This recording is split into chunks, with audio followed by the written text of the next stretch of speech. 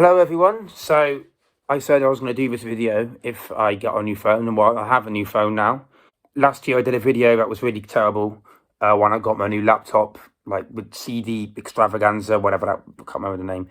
Well, that basically, this is the sequel to that, which is everything I got since February 2020 up to now, June 2021. I've left it so long because I couldn't really be bothered to film it, and but 2 people want it. That's a record for 2 people. So I guess I'll do that, and I've got some nice stuff. So yeah. So I'll start with It's Immaterial and their second album, Song, from 1990. Now, this is the Cherry Red reissue from 2009, which I went and got off Discogs. Now, their first album I showed in the last video, so this is the follow-up that was not as successful and is a cult classic now. Well, a very minor one, it's not that well known. But it's a little bit like Fraser Chorus or Egg and Alice, that kind of thing. It's a very good record. I might even prefer it to the Blue Nile Hats. The box set of Brian Prothero's albums, the albums 1974 to 1976, another Cherry Red release from, well, I got it when it came out last year. The albums in question are Pinball, Pickup, and Are You, one from each year. It is very lovely. I interviewed Brian, and he's lovely. He's so nice. But yes, one of the best compilations of, if you like, lost art rock. Now, when I got into albums in the mid-2010s, I had a habit of not actually getting them because I had a crap CD player at the time and didn't have a card, wouldn't have any money really. So a lot of them have ended up getting up a lot later, even albums I know off the back of my hand, such as the case with The Big Express by XTC, Nonsuch by XTC, Skylarking by XTC, there's a few others somewhere, I haven't brought them all in. Yeah, I mean, English Settlement, Apple Venus, a few others were the ones I actually already own, so it's been stocking up on them, and I mean, they are my favourite band, right? So, and these are the 8 Records reissues. I got Unsunset by Paul Weller when that was released, and became a #1 album. This is his Art Soul album, sort of. But that actually came out so long ago now, well, a year ago, that he's done a whole other album since, which I also bought. That will be Fat Pop Volume 1, which continues his winning streak, I think. Going back to what I just said with the XTC things, I went and did it again when Tim Smith died, because, again, I know loads of Cardiacs, but at the time I didn't own any of them. So I've been catching up with that, just getting them on the shelf. So A Little Man and a House in the Whole Wide Window, 1988. On Land and in the Sea from 1989. And The Divine, Sing to God, 1996. Many people's favourite album of all time. Not only that, but some of the side projects. So The Sea Nymphs, which is a lovely packaging. Ooh, nice and shiny and gold. For the records, for Cardiac's packaging, it all kind of varies a little bit, which I'm sure you find fascinating. And it's just as good as any Cardiac's album, which is Tim Smith's Extra Special OceanLandWorld, with such glorious songs as Swimming with the Snake and Ocean Shipwreck, 1995. Produced by Andy Partridge. This will be Martin Newell's The Greatest Living Englishman, 93, which, again, this is the Cherry Red reissue. Cherry Red always reissuing the nice stuff. Jangling Man on this is one of the best songs ever. I already owned the Beta Band, their debut album from 99, the debut studio. But I wanted the reissue that came out a couple of years ago because I wanted the bonus disc, which has their ambient spools that were never actually released on the final album, but they were gonna be. Quite nicely packaged. An album I loved in the mid-2010s, but I never owned, which will be the weirdly packaged CD version of Cheap at Half the Price by Fred Frith. I don't know if you can even see that. From 83, this is his sort of controversial pop move. That's what it was. Very good CD. The CD of Smiley Smile and Wild Honey. Now, I'm not the biggest Beach Boys fan in the world, but Smiley Smile is probably my favourite album by them. Wild Honey ain't going to be far behind, so I do need to get more of their CDs really. So, and then yeah, again, Kaleidoscope by Siouxsie and the Banshees, or Kaleidoscope, Not an album I'd ever owned before, but again, I know it very well. And my favourite songs are Happy House, Red Light. It's nice how it actually says when the album was originally released on the back, which is August 1980. Bit of an unusual touch, maybe. Another 1999 album that I already owned, Guerrilla by Super Furry Animals. Again, quite a nice bonus disc. As I sometimes do when my original CDs get scratched, I buy them again, and it seemed like a nice opportunity to buy it again. In a charity shop, I got this Lonnie Donegan anthology, Talking Guitar Blues, which is a 50-track best of. You'd think it contained everything, but it's actually weirdly missing some of his very early stuff. It starts with Lost John and Stubble, but it goes all the way up to World Cup Willie. So Beck's Midnite Vultures. I'm not the biggest Beck fan in the world, but this might be my favourite album by him. I'd never ever seen any reason to ever own ABBA, but when I was in that charity shop where I got those other two, I was like, well, let's just get it then. This is the 2004 reissue. And not only that, but I got, while I was at it, the Supertramp best of the, Vector Spectacle, because I'd never owned any Supertramp. Again, not the biggest fan of them in the world. But I decided I needed to own that, so I don't know.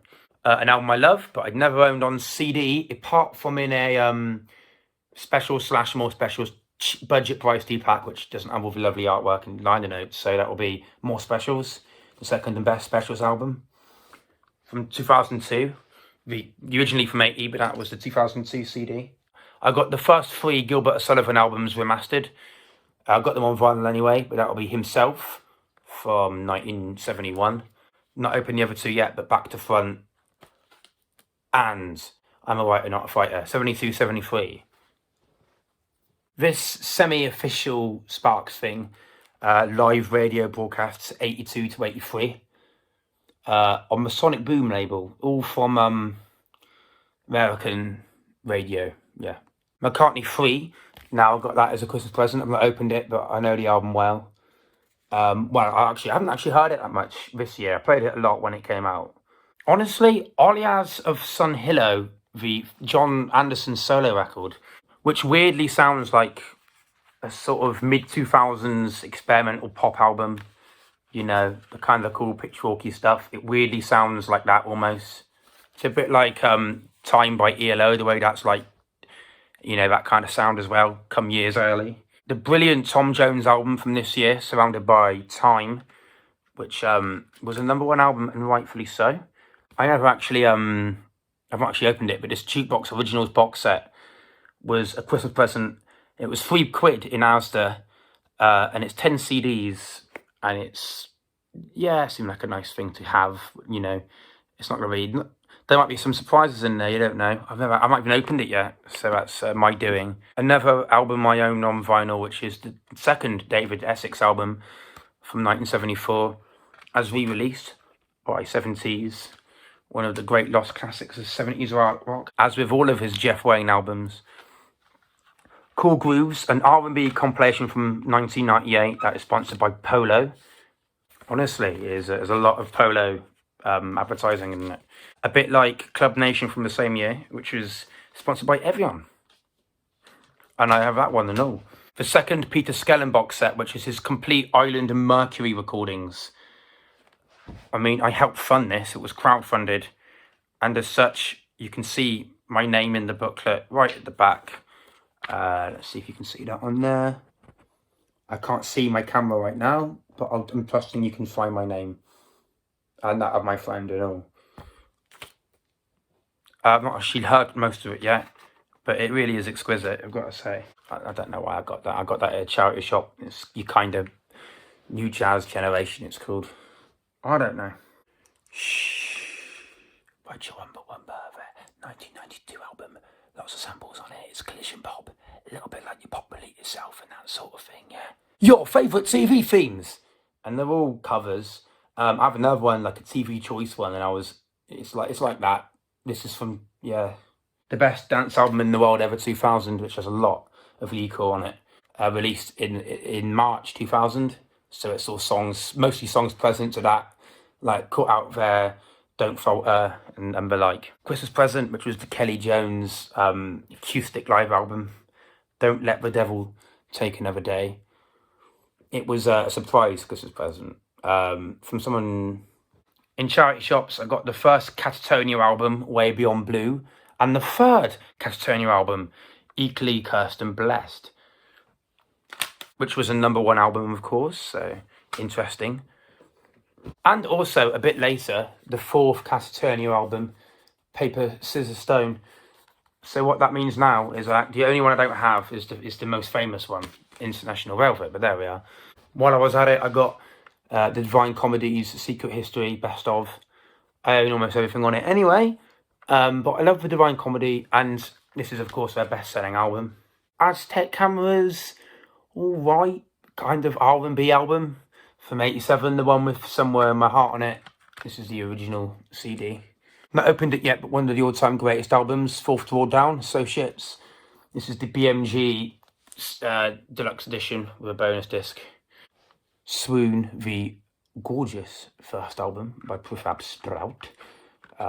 Never remastered, so I have to have the original epic release. But I mean, you can't go wrong, can you?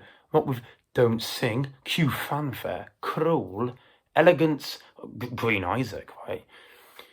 I never play basketball now. Also not opened it yet because it only just came, but another favourite of mine, Arthur Russell's Calling Out of Context.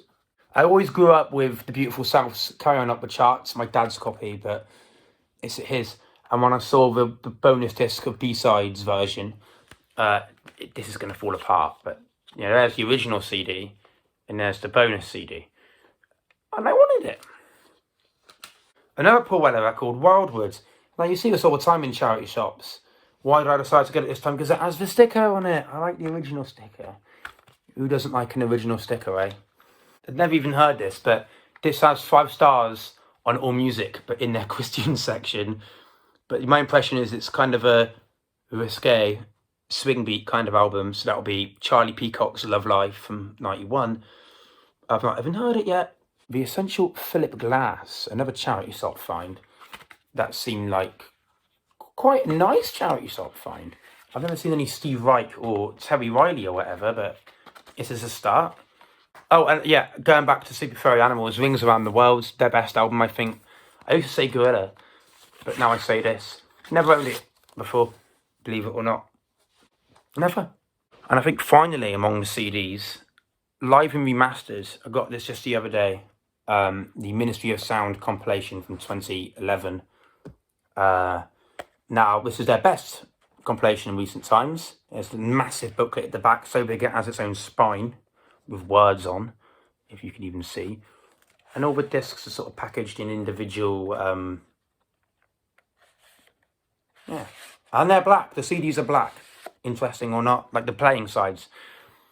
But this is a compilation they released in 2011 that was a bit of a labour of love, which is unusual for them, containing a lot of early DJ sets. Larry Levan, David Morales, Todd Terry, Kenny Carpenter, Justin Berkman. What a lovely set. And I did the Wikipedia article for it many moons ago, and I never actually owned it until now, so I had to go and get that one. While I'm at it, why don't I show you the last LPs I got as well, and 12 inches. The reason why, I did a video in December, I got very bored and a bit moody, so I went and did this video of my whole record collection that I had at hand anyway. And I went and got some more after that because my dad dragged me to Bath. And I'll show you those. Just a little bit of an update. Dion's 1975 Spectre produced Born to Be With You. A magnificent album. Beautiful title track. Now, laugh though you may, but We Can Make It by Peters and Lee. And what a nice name. Yeah, it's Marcello's review made me want to buy it. I haven't heard it yet, but I reckon there's more to it than meets the eye. So fucking stupid tonight. Now, I already owned the 7-inch sampler EP of this, but at the drop of a hat by Michael Flanders and Donald Swan, which was the first Flanders and Swan review, I believe, from 1959. And it goes quite nicely with my Tom Lehrer LP and all. 12-inch of Party 1 versus In Excess's I'm So Crazy, which was a floor filler in 2001. But the unusual thing, I think, maybe, is that it sort of predicts the 2000s dance punk, post-punk revival thing, although the house remix, yeah, maybe there's a little bit of that in the rearview mirror. Paul Young's Secret Association. Of course, he is an avid pop crusader disguised as a 80s slick soul boy. But no parlay. Pick it up. It's everywhere, apparently. Not that I see it in charity shops, but everyone else does. But pick it up, or even this, and you shall see. Howard Jones' Humans Lib, to follow up that kind of 80s maligned post-new pop thing. But again, when you've got bangers like Conditioning, Hunt the Self, which have that kind of high energy pace to them, or the brooding ambient pop of Hide and Seek, you can't really go wrong, says me. Quartet, the third Ultravox album to feature Major, produced by George Martin, the first of two that they did with him, I think two. The other one being Uvox, mildly interesting 1986 final album. I don't know why I bought Sky Free, because you always see Sky, well, not always, sometimes you see Sky in charity shops, the kind of jazz prog rock group that were weirdly popular and now almost completely forgotten. You had #1 album and all with Sky 2. The Hymn EP by Ultramarine. Quite nice looking, I think. I say that about fucking, I've got nothing interesting to say. None of these videos are interesting, I do, but I do them anyway. I even have one of Ronnie Size's 2000 singles here, Playtime, from his rather malign period. But I quite like it. Whitehead Kingpin in the FBI's super bad slick. I'm not even showing you it, but kind of nice. 89 hit. Yeah. Elka by Pleasure, who were kind of a power pop thing. I wanted this island label.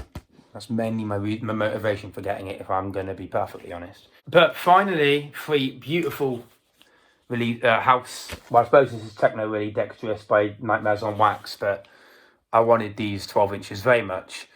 Starting with that one, the classic Acid Man by Jolly Roger.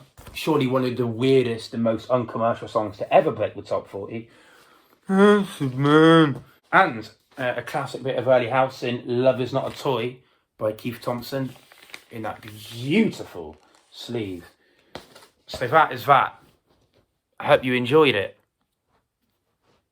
It was all right, wouldn't it? Maybe.